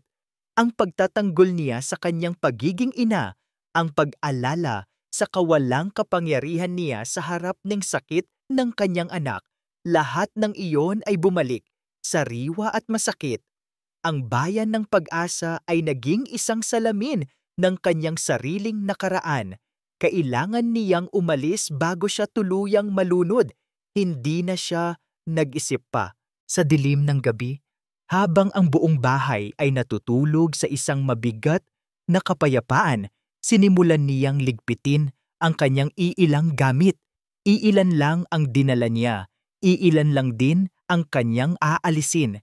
Inilagay niya ang kanyang mga damit sa loob ng kanyang bayong. Sa huli, kinuha niya ang maliit na baul na kahoy. Hinaplos niya ito. Ito ang kanyang nakaraan. At ito rin ang kanyang magiging lakas para sa hinaharap. Bago siya tuluyang umalis, may isang huling bagay siyang kailangang gawin. Dahan-dahan, na parang isang anino, pumasok siya sa silid ng mga bata. Ang mga ito ay mahimbing na natutulog, walang kamalay-malay sa bagyong sumira sa kanilang pamilya. Nilapitan niya si Miguel. Hinaplos niya ang braso nito, ang braso na minsan na nitong iniangat para abutin ang wind chime. Paalam. Matapang na Miguel, bulong niya, pinipigilan ang isang hikbi. Sumunod siya kay Gabriel, ang una niyang milagro. Huwag kang titigil sa pagsasalita, ha? Aniya? Ang kanyang luha ay nagsimula ng pumatak sa kumot ng bata. At sa huli, si Rafael ang pinakamaliit. Hinawakan niya ang maliliit nitong kamay. Magpagaling kayo. Tinitigan niya sila sa huling pagkakataon, isinasa puso ang kanilang mga mukha. Ang mga batang ito na naging dahilan ng kanyang pananatili ay siya na ngayong dahilan ng kanyang pag-alis. Kailangan niyang umalis para sa kanila. Sumunod, dumaan siya sa tapat ng nakasaradong pinto ng opisina ni Lino. May liwanag pa sa ilalim nito. Gising pa ito. Nagluluksa sa kanyang sariling impyerno. Kumuha si Liwayway ng isang piraso ng papel mula sa kanyang bulsa at isang maliit na lapis. Nagsulat siya, isang pangungusap. Marahan niyang binuksan ang pinto ng silid ni Lino. Ang kama nito ay hindi nagalaw.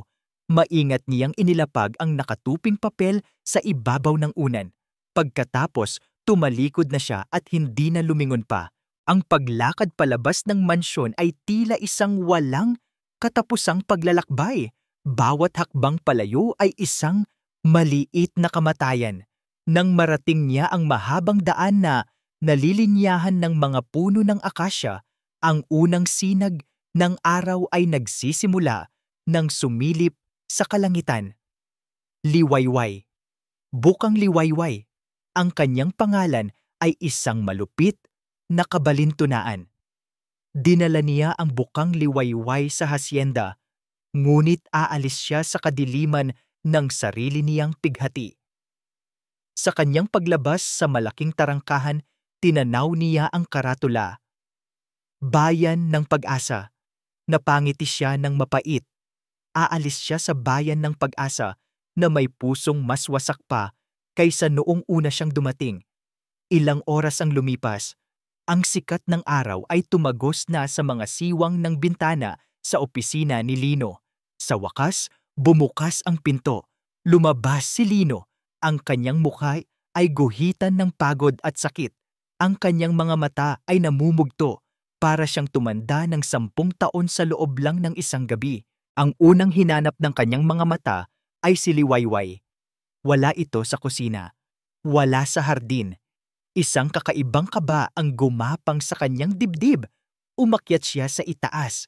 Kumatok siya sa silid nito. Walang sagot. Binuksan niya. Walang tao. Malinis ang silid na para bang walang sino mang tumira roon.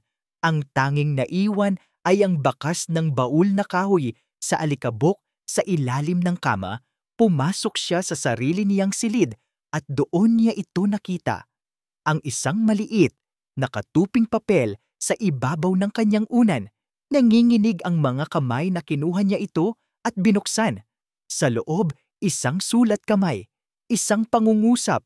Sana'y mahanap ninyo ang paghilom na kailangan ninyo. Ang papel ay nahulog mula sa kanyang mga kamay. Ang lakas sa kanyang mga tuhod ay biglang nawala. Napaluhod siya sa sahig. Ang katotohanan ay sumampal sa kanya ng buong tindi. Ang pag-amin ng kanyang kapatid, ang sarili niyang kalupitan. At ngayon ay ang pag-alis ng nag-iisang babaeng nagbigay sa kanila ng liwanag. Nawala na ang lahat! Sa gitna ng kanyang magarbong silid, ang makapangyarihang si Lino Rizal ay tuluyang gumuho. Lumipas ang mga linggo sa Hacienda Rizal na parang isang mahabang panaginip na walang kulay. Ang katahimikan ay bumalik, ngunit hindi ito ang dating katahimikan ng pag-asa. Ito ay isang katahimikang may sariling bigat, isang katahimikang puno ng mga hindi sinasabing salita at mga multo ng pagsisisi. Gabi-gabi, umuupo si Lino sa tabi ng kama ng kanyang mga anak. Ang bawat pag-upo ay isang anyo ng pagpaparusa sa sarili. Ang pag-unlad na nasaksihan niya ay unti-unting naglaho. Ang wind chime ni Miguel ay hindi na muling tumunog. Si Gabriel ay muling naging tahimik.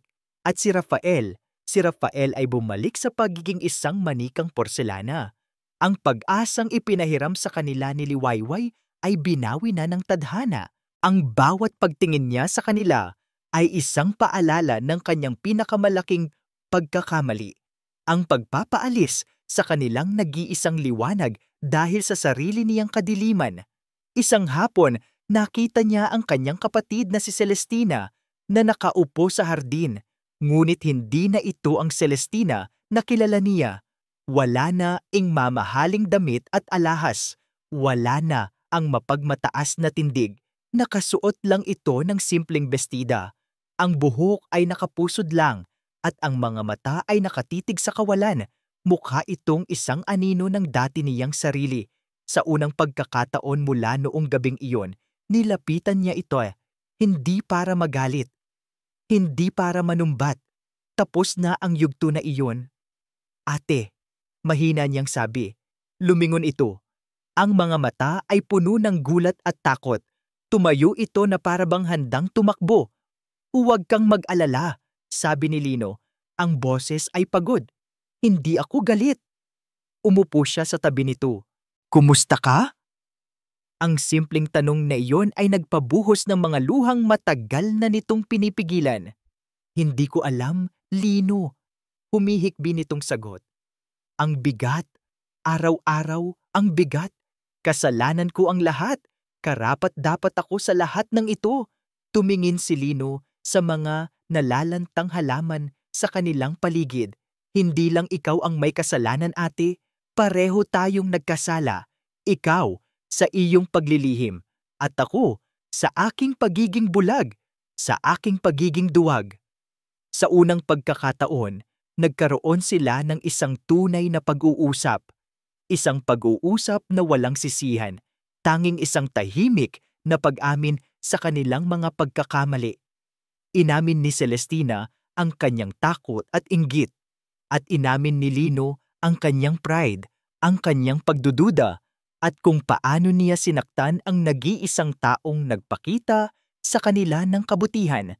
Pagkatapos ng pag-uusap na iyon, isang bagay ang naging malinaw kay Lino, ang paghilom ng kanyang mga anak, ang paghilom ng kanilang pamilya ay hindi na matatagpuan sa mga medical journal o sa mga opinyon ng eksperto. Ang paghilom nila ay may isang pangalan. Liwayway. Pumasok siya sa kanyang opisina. Sa ibabaw ng kanyang mesa ay ang makakapal na folder ng mga medical record na dati ay itinuturing niyang Biblia. Ngayon ang mga ito ay mga simbolo na lang ng kanyang kabiguan, ngunit hindi iyon ang kanyang hinahanap. Isa-isa niyang binuklat ang mga papeles sa kanyang filing cabinet, hindi mga resulta ng X-ray o MRI. Hinahanap niya ang application form ni Liwayway, ang kanyang biodata, anumang dokumento na magsasabi sa kanya kung saan ito matatagpuan. Ngunit wala. Tanging ang pangalan ng ahensyang pinagkuhanan niya dito, isang ahensyang matagal nang nagsara. Napaupo siya sa kanyang silya. Ang pakiramdam ng kawalang pag-asa ay muling gumapang sa kanya. Huli na ba ang lahat? Paano niya hahanapin ang isang babaeng tila isang hangin na dumaan lang sa kanilang buhay? Paano niya itatama ang isang pagkakamaling hindi na niya alam kung paano babalikan? Ipinatong niya ang kanyang ulo sa mesa. Ang bigat ng buong mundo ay nasa kanyang mga balikat. Talunan na siya. Bigla, isang mahinang tunog ang narinig niya mula sa baby monitor na laging nakabukas sa kanyang tabi. Isang kaluskos, isang tunog. Agad siyang napatayo at tumakbo papunta sa silid ng mga bata. Ang kanyang puso ay kumakabog. Tahimik ang silid, walang nagbago. Baka guni-guni lang niya. Nilapitan niya ang kama ni Rafael, ang pinakatahimik at pinakamaliit sa tatlo. Yumuko siya, ang kanyang tainga ay malapit sa bibig ng bata. Katahimikan, at pagkatapos narinig niya ito, isang bulong na parang hangin, mahina, halos isang pangarap lang. Ngunit sa kanya, ito ay isang kulog. Wait! Napatingala si Lino. Ang kanyang mga mata ay nanlalaki. Tinitigan niya ang kanyang anak. Hindi ito gumalaw ulit, ngunit narinig niya. Sigurado siya, ang pangalan ng kanilang pag-asa. Ito na ang senyales, ito na ang kailangan niya. Hindi ito isang pagsusumamo mula sa isang bata. Ito ay isang utos. Bumalik siya sa kanyang opisina, ngunit sa pagkakataong ito, may apoy na sa kanyang mga mata. Ang pagod at pagsisisi ay napalitan ng isang bakal na determinasyon. Hindi na mahalaga kung walang address. Kung walang numero, kung kinakailangang puntahan niya ang bawat sulok ng Pilipinas, gagawin niya. Kinuha niya ang susi ng kanyang sasakyan at ang kanyang wallet. Dumaan siya sa hardin kung saan nakaupo pa rin si Celestina. Saan ka pupunta? Tanong nito. Tumigil si Lino at tumingin sa kanya. Hahanapin ko siya, sabi niya. Ang boses ay puno ng katiyakan at ibabalik ko siya. Pumasok siya sa kanyang sasakyan, binuksan ang makina at hindi na lumingon pa. Habang mabilis niyang tinatahak ang mahabang daan palabas ng hasyenda, ang parehong daan kung saan umalis si Liwayway ilang linggo na ang nakalipas, isang pangako ang binitiwan niya sa hangin. Hahanapin kita, Liwayway, kahit saan ka man. Ang pagtubos ay nagsimula na. Hindi na ito isang paglalakbay para sa kanyang mga anak lang. Ito ay isang paglalakbay para sa kanyang sariling kaluluwa. Ang bayang sinilangan ni Liwayway ay ibang-iba sa malawak at tahimik na lupain ng Hacienda Rizal. Dito, ang hangin ay maalat, ang init ng araw ay may kasamang dampi ng dagat, at ang buhay ay simple. Para kay Lino, na sanay sa kapangyarihan at karangyaan, ang lugar na ito ay parang ibang mundo. Nagtanong-tanong siya, ipinapakita ang litrato ni Liwayway sa kanyang telepono. Muli siyang dinala ng kanyang mga paa sa tapat ng bahay ni Aling Nena. Iho, nagbalik ka, bati ng matanda. Naaalala ang malungkot na lalaking nagtanong sa kanya ilang linggo na ang nakalipas. Nahanap niyo na po ba siya, Aling Nena? Tanong ni Lino, ang boses ay puno ng pag-asa at kaba. Ngumiti ang matanda. Ing puso, kapag naghahanap, laging nakakatagpo. Wala na siya sa dati niyang bahay. Pero kung ako sa'yo, subukan mo sa munting bahay ampunan sa dulo ng dalampasigan. Doon yata siya nagbibigay ng kanyang panahon ngayon. Nagpasalamat si Lino at halos takbuhin ang daan patungo sa dalampasigan. Naroon nga, isang maliit na bahay na gawa sa kahoy at kawayan, puno ng tawanan ng mga bata. Ngunit hindi doon nagtatapos ang kanyang paghahanap. Itinuro siya ng isang madre sa may baybayin. At doon, nakita niya ito. Nakaupo si Liwayway sa buhangin. Ang kanyang likod ay nakaharap sa kanya. Nakapalibot sa kanya ang ilang mga batang ulila. Ang kanyang buhok ay hinahawi ng hangin mula sa dagat. Kumakanta siya. isang pamilyar na oyayi. Ngunit ngayon na, ang himig ay hindi na lang puno ng lungkot. Mayroon na itong aral, isang kwento ng pag-asa na ibinabahagi niya sa mga batang nangangailangan din ng paghilom. Mula sa malayo, mukha siyang payapa. Ngunit habang tinititigan siya ni Lino, nakita niya ang isang bagay pa, isang bakas ng pangungulila. Ang paraan ng pagtingin nito sa dagat pagkatapos ng kanta, ang bahagyang pagbagsak ng kanyang mga balikat. Payapa, oo, ngunit hindi buo. Humakbang siya. Ang bawat hakbang sa buhanginan ay tila isang milya ang layo. Ang tunog ng kanyang sapatos ay nalulunod sa ugong ng mga alon. Pagkatapos ng kanta, nagpaalam na ang mga bata para maglaro sa tabi ng dagat. Naiwan si Liwayway na nakaupo, pinapanood ang paglubog ng araw. Dito, sa piling ng mga batang ito at sa yakap ng dagat, unti-unti niyang pinupulot ang mga piraso ng kanyang sarili. Ngunit gabi-gabi, sa kanyang pag-iisa, hindi niya maiwasang isipin sila, sina Miguel, Gabriel, Rafael, at si Lino. Ang sakit ng kanilang huling pag-uusap ay sariwa pa rin. Bigla, nakaramdam siya ng isang kakaibang presensya sa kanyang likuran, isang anino na humaharang sa papalubog na araw, isang pakiramdam na pamilyar. Dahan-dahan siyang lumingon, ang puso niya ay biglang kumabog ng hindi normal, at ang kanyang paghinga ay naputol. Hindi maaari. Nakatayo roon, ilang talampakan lang ang layo si Lino Rizal. Ang kanyang damit ay gusot mula sa biyahe. Ang kanyang mukha ay pagod. Ngunit ang kanyang mga mata ay nakatitig sa kanya, puno ng isang emosyon na hindi pa niya nakikita rito dati. Puno ng pagsisisi, pangungulila at isang bagay na mas malalim pa. Liway, ang pagbigkas nito sa kanyang pangalan ay hindi isang utos. Ito ay isang pakiusap. Napatayo si Liwayway, ang buhangin ay gumuguhit sa kanyang mga paa. Hindi siya makapagsalita. Lumapit si Lino, bawat hakbang ay maingat, na para bang natatakot na baka isa lang siyang panaginip na maglalaho. Patawarin mo ako, simula niya, ang boses ay basag. Patawarin mo ako sa aking pagiging bulag, sa aking kayabangan, sa aking kalupitan. Lahat ng masasamang salitang sinabi ko sa iyo, lahat ng iyon ay kasinungalingan na dulot ng sarili kong sakit. Hindi ko dapat sinabi na ginagawa mo silang pamalit.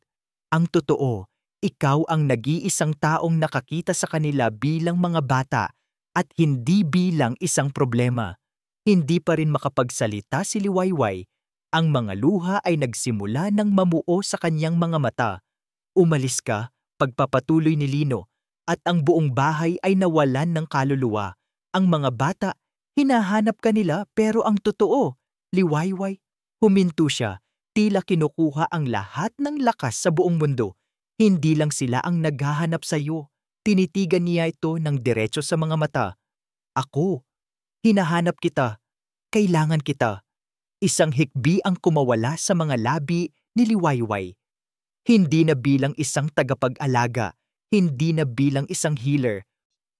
Sa harap niya, sa harap ng dagat, sa harap ng papalubog na araw, ang dating mapagmataas na si Lino Rizal ay dahan-dahang lumuhod sa buhanginan. Hindi ito isang kilos ng pag-aalok ng kasal, kundi isang kilos ng lubos na pagsuko at pagpapakumbaba. Hindi lang mga paa ng mga anak ko ang kailangan mong pagalingin, Liway.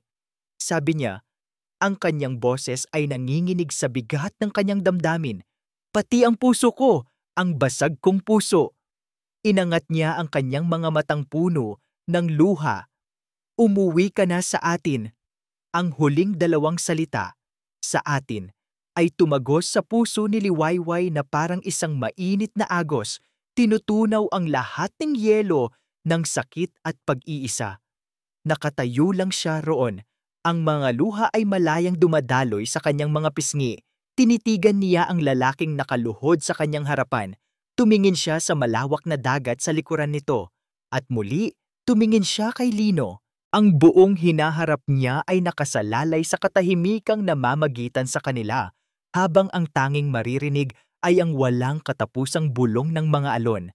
Sa harap ng dagat, sa ilalim ng papalubog na araw, ang katahimikan ay naging sagot. Dahan-dahang itinaas ni Liwayway ang kanyang kamay at ipinatong ito sa kamay ni Lino na nakaalok sa kanya. Hindi na kailangan ng mga salita. Sa simpleng pagdampi ng kanilang mga balat, ang lahat ng pader ay gumuho. Ang pagpapatawad ay ibinigay. Ang pag-ibig ay tinanggap. Tumayo si Lino, hinawakan ang kamay ni Liwayway, at sa unang pagkakataon, ang kanilang mga puso ay tumibok sa iisang kumpas. Ang pagbabalik sa Hacienda Rizal ay ibang-iba sa kanyang unang pagdating. Ang mahabang daan na dati tila walang katapusan at malamig ay ngayon puno ng pangako. Sa pagbaba nila ng sasakyan, ang malaking pinto ng mansyon ay bumukas. Ang unang sumalubong sa kanila ay ang mga ngiti at mahihinang tunog mula sa 3 wheelchair na nakaabang sa salas. Sa pagkakita kay Liwayway, si Gabriel ay nagbigay ng isang malakas na sigaw ng tuwa. Si Miguel ay buong lakas na itinaas ang kanyang braso, iwinawagayway. At si Rafael, ang pinakatahimik sa lahat, ay may ngiting abot-tenga. Ang kanyang mga mata ay kumikinang na parang mga bituin. Lumuhod si Liwayway at niyakap silang tatlo ng sabay-sabay.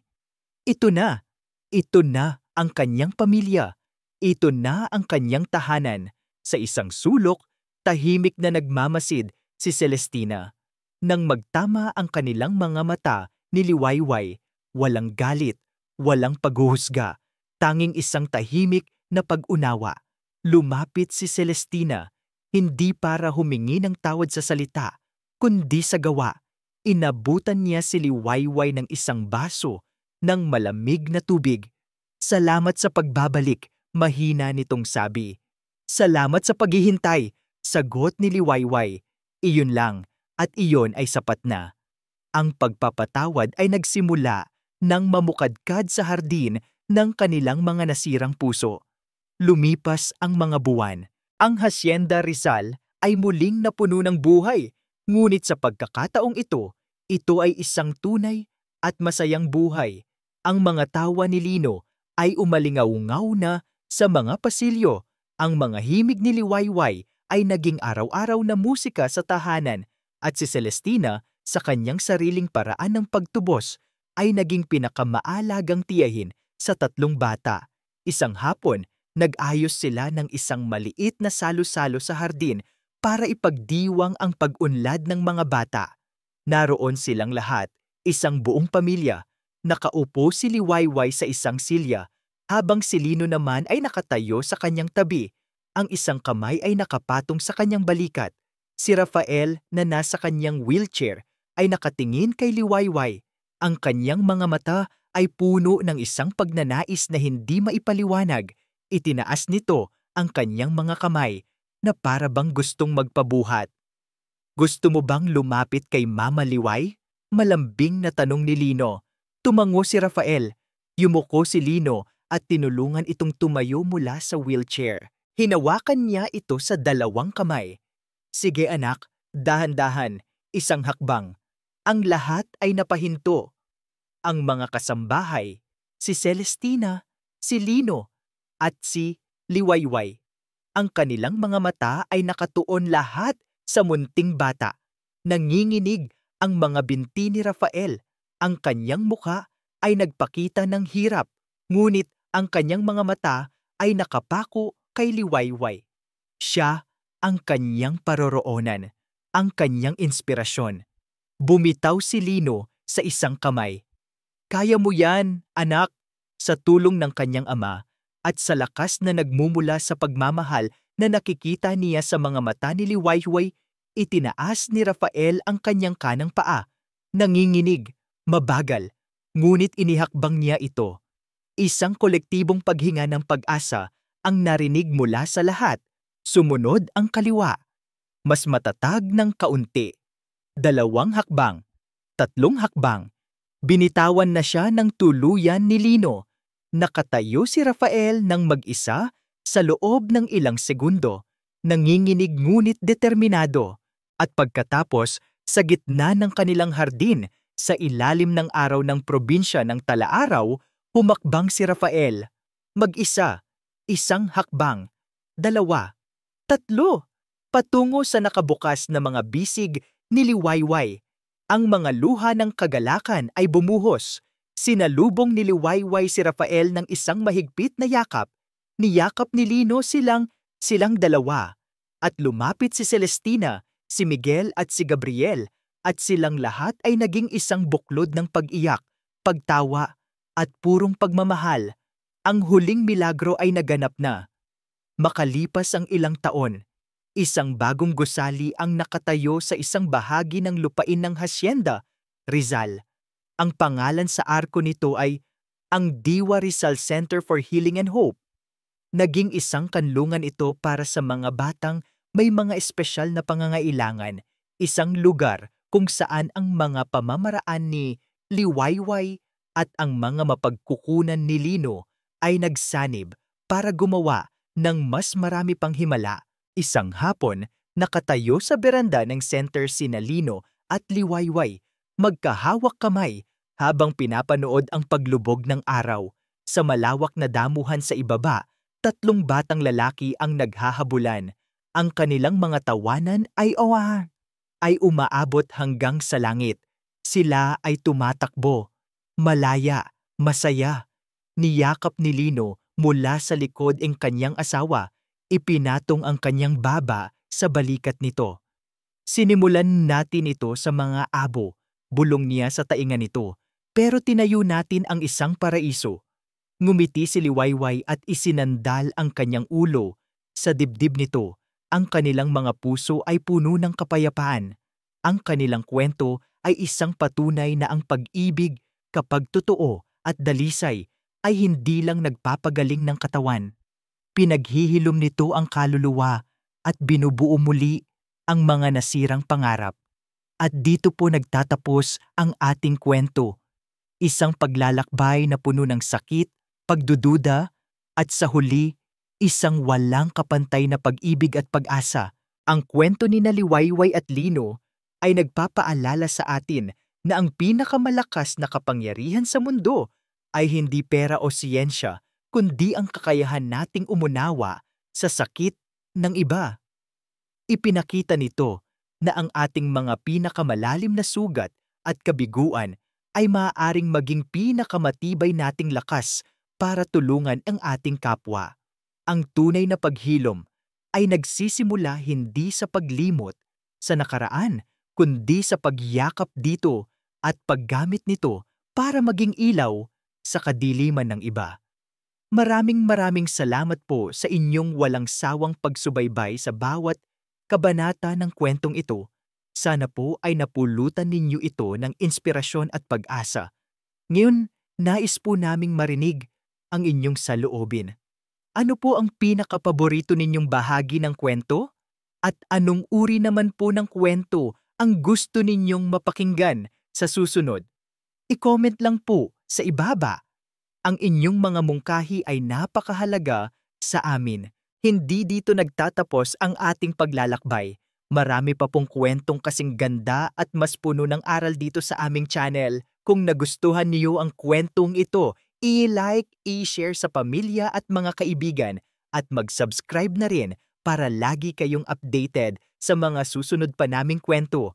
I-click niyo ang notification bell para kayo ang unang makarinig kapag may bago kaming upload. Pagpalain po kayo ng Panginoon, kayo at ang inyong buong pamilya. Hanggang sa muli, Kwentong Pag-ibig PH.